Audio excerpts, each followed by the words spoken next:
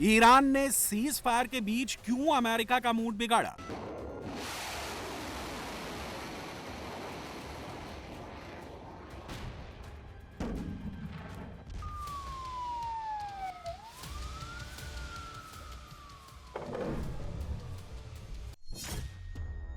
मुश्तबा ने क्यों कुवैत के ही एयरबेस को मिसाइल से उड़ाया?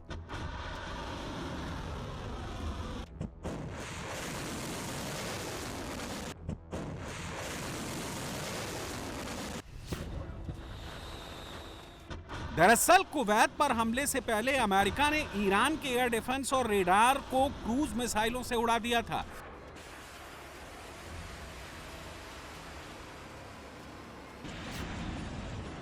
अमेरिका ने इसे डिफेंसिव एक्टिविटी बताकर मामले को ठंडा करने की कोशिश की, लेकिन ईरान ने फौरन एयर स्ट्राइक कर इसका जवाब दिया।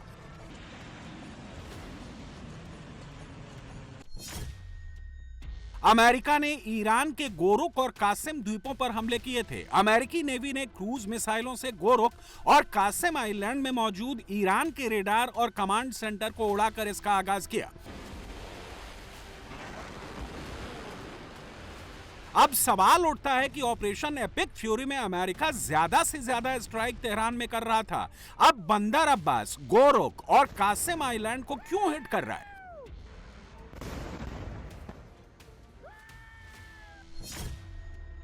ईरान का गोरुक होर्मुजगन प्रांत में स्थित एक कोस्टल सिटी है जो ओमान की खाड़ी के सामने है, जबकि कासेम ईरान का सबसे बड़ा आइलैंड है जो हॉर्मुज के मुहाने पर स्थित है। दोनों ही द्वीप स्ट्रेटेजिकली बहुत महत्वपूर्ण लोकेशन पर हैं। अमेरिकी नाकेबंदी से लड़ने के लिए और हॉर्मुज पर कंट्रोल के लिए दोनों ही आइलैंड में ईरान ने बड़ा मिलिट्री बिल्डअप किया हुआ है। यहां आईआरजीसी की नेवी की अंडरग्राउंड फैसिलिटी है। अमेरिका अगर यहां ईरान के रणनीतिक संसाधनों को उड़ा देता है तो हॉर्मुज में ट्रंप अपना कंट्रोल पा सकते हैं। ईरान ने एक दिन पहले यहीं अमेरिका के MQ-1 प्रेडेटर ड्रोन को मार गिराया था। آمریکا صرفا نقض آتش بس نیست اقدام تجاوزکارانه نقض ماده 4 जब जब अमेरिका सीज फायर तोड़ता है, ईरान पर हमले करता है, हम बिना किसी हिचक के फौरन पलटवार करते हैं, जैसा कि आज हमने किया। हमने कुवैत में अमेरिकी बेसों पर मिसाइल और ड्रोन अटैक किए। ईरान हर तरह से तैयार है। अमेरिका और उसके सहयोगी देश को हर हमले की कीमत चुकानी पड़ेगी। همونطور که اشاره کردید صراحتاً اعلام کردیم که مبدأ تجاوز رو مورد هدف قرار دادیم.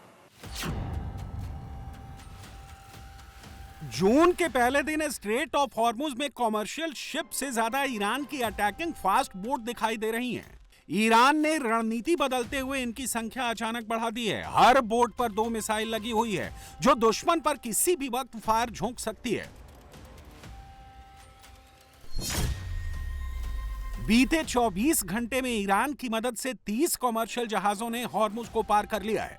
2 हफ्ते में अमेरिका के 70 जहाज भी हॉर्मुज को पार कर चुके हैं। ट्रंप ने इसका दावा करते हुए कहा है कि हॉर्मुज में अब ईरान की दादागिरी के दिन खत्म हो चुके हैं, जबकि सच्चाई यह है कि अमेरिका ने जो 70 जहाज पार कराए हैं उनके ट्रांसपोर्टर बंद करा दिए गए थे ताकि ईरान उनकी लोकेशन और मूवमेंट को ट्रेस नहीं कर पाए। ट्रंप के दावों में अगर दम होता तो सऊदी किंग MBS यानी मोहम्मद बिन सलमान को हॉर्मुज खुलवाने के लिए फ्रांस के राष्ट्रपति इमैनुअल मैक्रों से मदद नहीं मांगनी पड़ती। खाड़ी के मुस्लिम देशों को नाटो की फौज नहीं बुलानी पड़ती। हॉर्मुज में ट्रंप की नेवी अब तक ईरान की बिछाई माइंस नहीं हटा पाई है। ईरान की स्पीड बोट से हमले का खतरा भी कम नहीं कर पाई है। इसलिए हॉर्मुज में नाटो की एंट्री हुई है जो ईरान के सहयोग से समंदर में बिछी बारूदी सुरंगों को हटाएगा।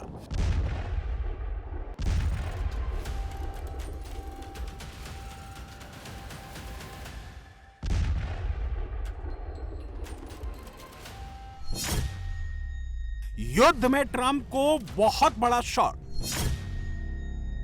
मुस्तफा को वापस मिला स्टॉक।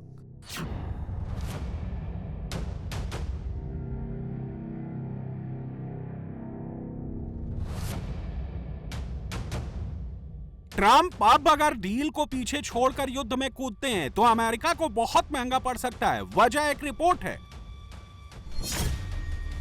रिपोर्ट के मुताबिक युद्ध के पहले राउंड में अमेरिका ने ईरान की 69 टनल बर्बाद की थी। ये टनल उन अंडरग्राउंड बंकरों और मिलिट्री फैसिलिटी से जुड़ी हुई थी जिनमें ईरान ने मिसाइल और गोला बारूद का स्टॉक जमा कर रखा था। ईरान ने 55 दिन के सीज फायर में 50 टनल को दोबारा खोल लिया है। वहां जमा मिसाइल, ड्रोन, बम, गोला बारूद को दोबारा हासिल कर लिया है। अमेरिका के B-2 और B-50 जैसे बॉम्बर की बमबारी से टनल के गेट पर जो पत्थर और मलबा जमा हो गया था उससे बहुत भारी बुलडोजरों का इस्तेमाल कर ईरान ने हटा दिया है।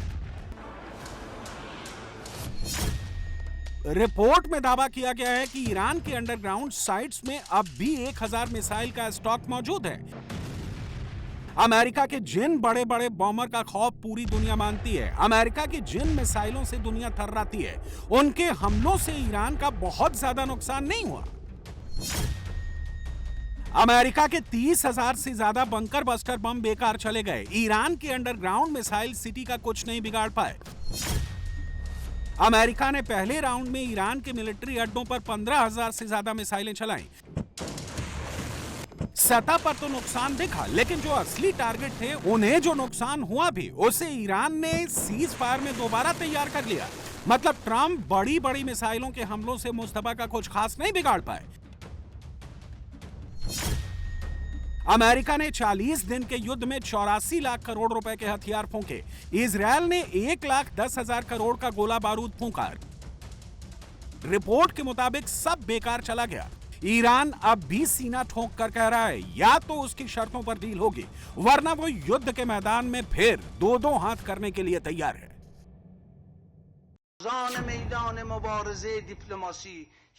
इस राह पर चलते हुए जैसा कि मैंने बार बार कहा है कि कूटनीतिक संघर्ष की अग्रिम पंक्ति में तैनात सैनिक दुश्मन के शब्दों या वादों पर जरा भी भरोसा नहीं करते। हमारे लिए महत्वपूर्ण वे ठोस उपलब्धियां हैं जिन्हें हमें बदले में अपनी प्रतिबद्धताओं को पूरा करने के लिए हासिल करना होगा। जब तक हमें ये सुनिश्चित नहीं हो जाता हमने ईरानी राष्ट्र के अधिकारों को सुरक्षित कर लिया है, तब तक हम किसी भी समझौते को मंजूरी नहीं देंगे।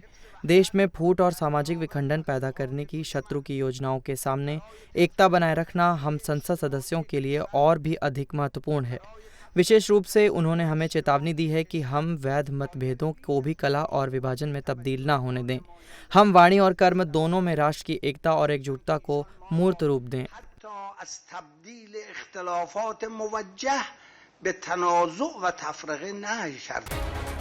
मुस्तफा खुलकर जंग के मैदान में आने को तैयार है।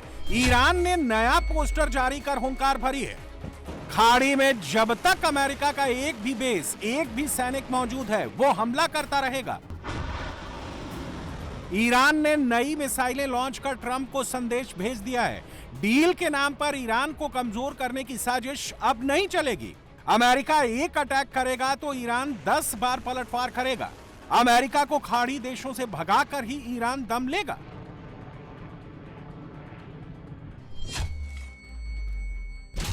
ये सैटेलाइट तस्वीरें देखकर ट्रंप को नींद नहीं आएगी। यूएई में अमेरिका के बेस पर ईरान ने कितनी तबाही मचाई है।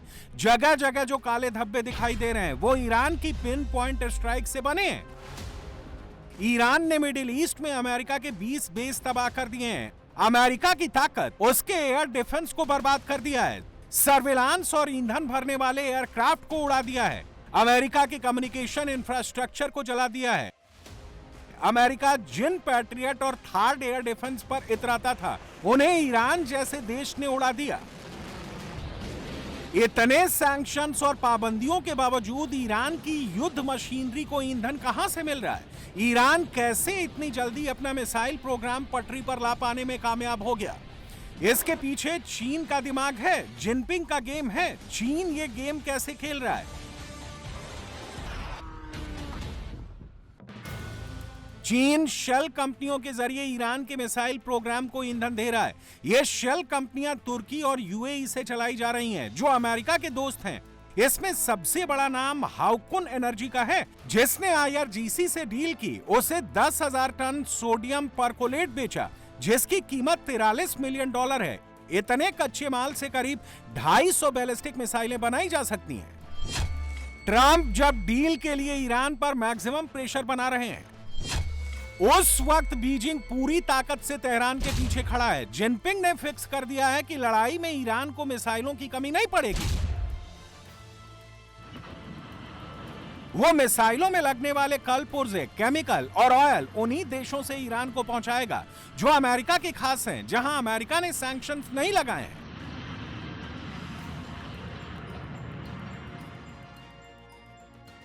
सुप्रीम लीडर मुस्तफा ने अब ट्रंप को एक और झटका दिया है। ट्रंप ने डील के मसौदे में बदलाव करने को कहा है। अब मुस्तफा ने कहा है कि अगर ट्रंप डील के बीच मसौदा ही बदल देंगे तो ईरान भी नए सिरे से शर्तें रखेगा। ऐसे में सवाल उठता है कि क्या बातचीत और युद्ध साथ साथ चलते रहेंगे? बातचीत और संदेशों का आदान प्रदान जारी है। जब तक कोई स्पष्ट निष्कर्ष नहीं निकल जाता तब तक उनका मूल्यांकन करना संभव नहीं है। इस स्तर पर कही जा रही हर बात, प्रचलित अटकलों और अनुमानों को मेरे विचार से तब तक नज़रअंदाज किया जाना चाहिए जब तक कि मामला निर्णायक न हो जाए।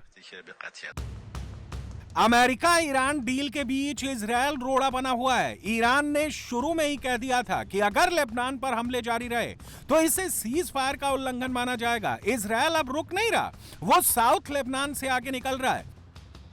इजराइल के अल्टीमेटम के बाद अब लेबनान की राजधानी बेरूत में फिर भगदड़ जैसे हालात हैं। हजारों लोग अपना सामान कारों में लादकर सुरक्षित ठिकाने की तरफ चल पड़े हैं। बेरूत से जाने वाले तमाम रास्तों में जाम लग गया है।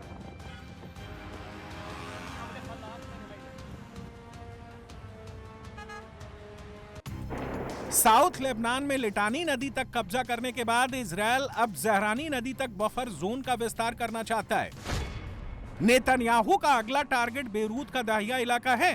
दाहिया को हिजबुल्लाह का गढ़ माना जाता है। हिजबुल्लाह के तमाम कमांडर यहीं अंडरग्राउंड बंकरों में रहते हैं। हिजबुल्लाह पूरी प्लानिंग यहीं बैठकर करता है। नेतन्याहू ने इजराइल की ग्राउंड फोर्स को आदेश दिया है कि साउथ लेबनान की तरह दाहिया को भी समतल करना है। गाजा में जैसे हमास को खत्म किया है, वैसे ही दाहिया में हिजबुल्लाह को खत्म करना है। हम शटूला में उत्तरी सीमा पर हैं और हम स्पष्ट रूप से कह रहे हैं कि हम दहिया को पूरी तरह से नष्ट करना होगा। मैंने पिछले युद्ध विराम का विरोध किया था और आज मैं यही कह रहा हूं कि हमें इसे पूरी तरह से नष्ट करना होगा। आईडीएफ अपना काम कर रही है। शुक्र है पिछले कुछ हफ्तों में हिजबुल्लाह के 600 से ज्यादा सदस्य मारे गए हैं, लेकिन ये काफी नहीं है। उनके साथ जो कुछ हो रहा है वो दहिये है। हमें दहिये पर कब्जा करना होगा, उसे पूरी तरह से नष्ट करना होगा, उसे नष्ट करना होगा और फिर से नष्ट करना होगा। हिजबुल्लाह दहिये में है। दहिये में हिजबुल्लाह को नष्ट करो। दहिये को पूरी तरह से नष्ट करने का समय आ गया है। हम अमेरिकी राष्ट्रपति डोनाल्ड ट्रंप का सम्मान करते हैं। हमें साझेदारी के लिए उन्हें धन्यवाद देना चाहिए, लेकिन सैनिकों और नागरिकों को नुकसान पहुंचाना एक लक्ष्मण रेखा है और दहिये को पूरी तरह से नष्ट करना ही होगा।